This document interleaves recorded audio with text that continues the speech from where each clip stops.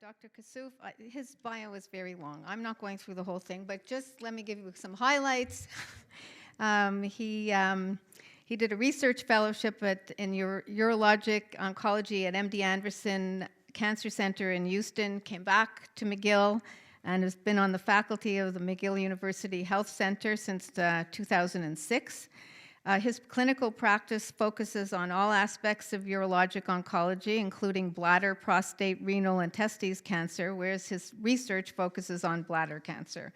Dr. Kassouf is the founder of the National Canadian Bladder Cancer Network, a co-founder of Bladder Cancer Canada, chair of the National Cancer Institute of Canada's disease-oriented group in bladder cancer, vice president of the Canadian Urological Association, and an executive member of the NIH Genitourinary Steering Committee Bladder Cancer Task Force. I give you Dr. Kassouf.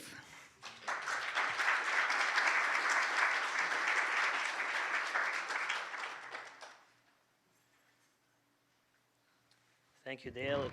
It's a real honor or privilege to be actually with Bladder Cancer Canada since its inception. You guys, David gave a speech. A lot of people have been a lot of the patient survivors have been the real motors behind this organization, and it's so nice to see it kind of grow and flourish year by year.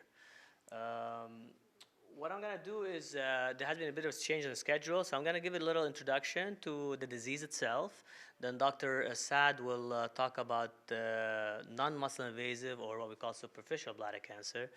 And then we'll move on to the other lectures, muscle invasive, and Beverly will talk about the myths behind treating superficial bladder cancer. So, to put things in perspective, just kind of a refresher of what the anatomy is. So the kidneys, as you know, are the organs that form and produce urine. The urine is excreted through what we call those tubes that connect the kidneys to the bladder, the ureters. And from then, the urine is stored in the bladder, and once the bladder gets full, you get brain reflexes to empty, and there you go, and you void. So when we talk about bladder cancer, and it's funny you say it now, but sometimes when you say bladder cancer, a lot of people think of actually gallbladder cancer. We're talking about urinary bladder cancer. And this is part of the awareness issue that David Gutman and Dale and everyone was talking about, trying to increase awareness of the disease itself. So bladder cancer, again, it hovers either the fourth or fifth most common cause of cancer, particularly in men. It's a bit less common in women, partly because there's less incidence of bladder cancer, less incidence of smoking in women. So roughly 10 to 12 most common causes of cancer in women. In men, around 4th to 5th. And one of the 10 most common causes of cancer-related deaths in Canada and the United States. If you look at the incidence of bladder cancer across the country, it varies according to the geography. You know that Quebec has one of the higher incidences of bladder cancer, and Ontario has one of the lowest incidences of bladder cancer. Now, this doesn't mean that bladder cancer is less common in Ontario. It's actually a bit of a logistic measurement. So in Ontario, the people that are diagnosed with carcinoma in situ, which is a certain type of bladder cancer, they're not accounted in that in the calculation of incidence and prevalence. So I would say the incidences are similar if we account for the carcinoma in situ patient population. So bladder cancer is a disease that increases with age. Actually, the majority of bladder cancer patients are in their 70s. Over 70% of bladder cancer patients over the age of 65, which is much more prevalent in terms of if you look at other diseases of the urological systems. And this is more important because as we go over the next couple of decades, there's an increasing population going above 80 years old. And I would foresee this bladder cancer disease is going to be significantly increasing over the next 2 decades. So the incidence so far over the last couple of decades, if you look at the bladder cancer in green, that's the incidence, the curve is more or less flattish. Slight increase in bladder cancer, but not that much if we compare it, for example, to prostate cancer, where there is a lot of screening in prostate cancer. And in bladder cancer, we don't screen, as you know.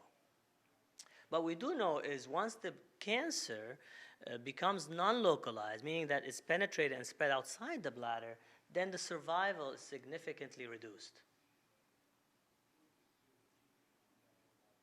So because the prevalence of bladder cancer is 10 times its incidence, and that's partly because a large number of patients are inflicted with non-muscle invasive disease, it's actually, on a per patient basis, from diagnosis to death, is the most expensive cancer to treat, believe it or not. And here are some interesting statistics. In men, approximately 3 to 4% of men will develop bladder cancer in their life. In women, 1% will develop bladder cancer in their life. But what's even more interesting, if you look at the awareness of cervical cancer in women, when you talk to the general population, you talk about cervical cancer, a lot of people have heard of cervical cancer, partly because of the routine screening with pap smear, partly because of the vaccine against HPV and decreasing incidence of cervical cancer in the future. But bladder cancer, not much is known about it, yet it kills more women than cervical cancer. There is a slight increase in overall survival in bladder cancer, but I would say it's quite modest over the last couple of decades. Why? And David touched upon this. If you look at research funding in bladder cancer, and that's what advances the field, right? You do research in it, you understand the biology, you understand how things metastasize, and how do you treat it. So without research, it's difficult to advance in this disease. So if you look at bladder cancer compared to all the other cancers, particularly when you compare bladder cancer to other cancers of similar incidence and deaths, by and large, significantly less underfunded. If you look at, just flip one more time, Z? No, after. So it's the 20th, as David says, the 20th in terms of funding, but is much more common than other cancers that are funded much more common, but similar incidence and similar deaths. Next. Risk factors. Well, let's just go over briefly the risk factors of bladder cancer. As you grow older, bladder cancer increases with age. Smoking. So the two most common or strongest association of cancer and smoking is, one is lung, the other one is bladder cancer. Exposure to certain chemicals, so patients in the paint industry, leather industry, exposure to aromatic amines, dyes, all these increases your risk of bladder cancer. There's an association with that.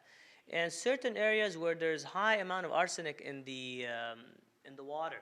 So certain areas in Taiwan, for example, they have a significantly increased risk of bladder cancer, and it's thought to be the high arsenic component is difficult to prove a cause and effect.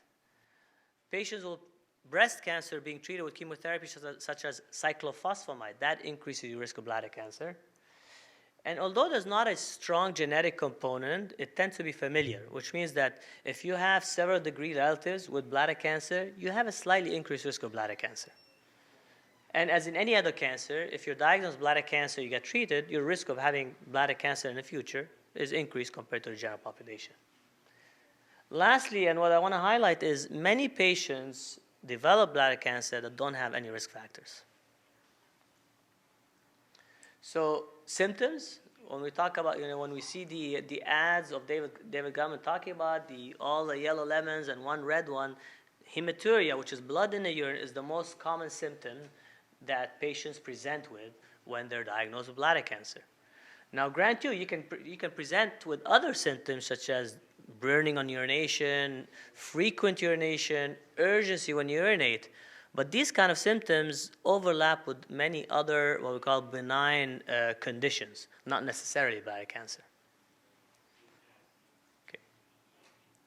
So when there is a suspicion of patients having bladder cancer, we do a few things. One, we do a physical examination. Two, we send the urine for what we call a urine cytology. And this is a urine test where the pathologist examines the urine under a microscope to look for any cancer-looking cells in the urine.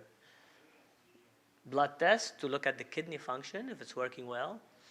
We do abdominal imaging, most commonly a CT scan, and that's to look at the tubes where the urine is coming from the kidney to the bladder, to make sure there's no cancer on these tubes as well. And the most traditional test to look at and diagnose bladder cancer is cystoscopy, which is, as many of you are familiar with, where we go through the camera, through the urethra, through the penis or the urethra in a female to have a look at the bladder, to identify if there's tumors in the bladder or not. Once in a while, we may do a rectal exam to make sure that the cancer has not invaded into the prostate.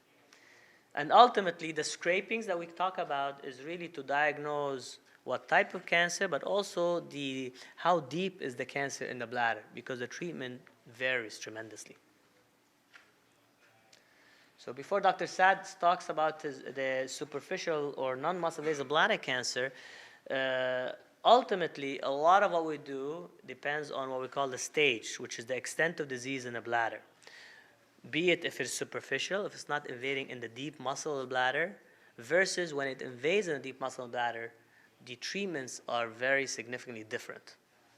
So maybe we can start with the non-muscle invasive talk, and then we'll proceed afterward.